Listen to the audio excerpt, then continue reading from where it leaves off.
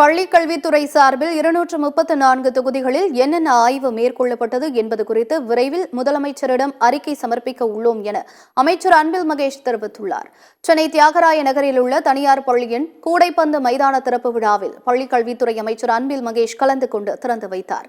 நிகழ்ச்சிக்கு பிறகு அவர் செய்தியாளர்களை சந்தித்தார். அப்போது பேசிய அமைச்சர், தமிழ்நாட்டில் உள்ள 234 தொகுதிகளில் உள்ள அரசு பள்ளிகளுக்கு செல்ல வேண்டும் என திட்டமிட்டோம்.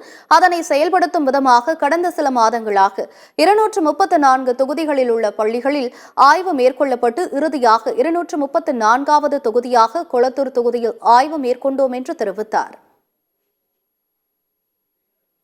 தமிழ்நாட்டில் இருக்கின்ற 234 தொகுதிக்கும் செல்ல வேண்டும் என்று ஆசைப்பட்டது மட்டுமல்ல, அங்கே அதற்கான ஆய்வுகளை நடத்தி இருக்கின்றோம். அதனால் நல்ல ரிசல்ட் எங்களுக்கு கிடைச்சிருக்குது.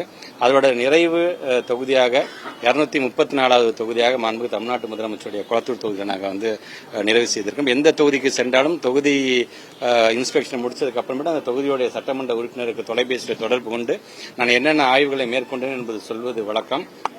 என்னென்ன நாங்கள் ஐடென்டிஃபை பண்ணியிருக்கிறோமோ, என்னென்ன இன்ஸ்பெக்ஷன்ஸ் நாங்கள் உள்வாங்கியிருக்கின்றோமோ, அதையெல்லாம் ஒரு தனி ரிப்போர்ட்டாக மிக விரைவாக மாண்புமிகு தமிழ்நாட்டு முதலமைச்சரிடம் தேதி பெற்று அந்த ஒரு நிகழ்ச்சியில் கண்டிப்பாக அந்த ரிப்போர்ட்டை முழுமையாக நான் சமர்ப்பிப்பேன்.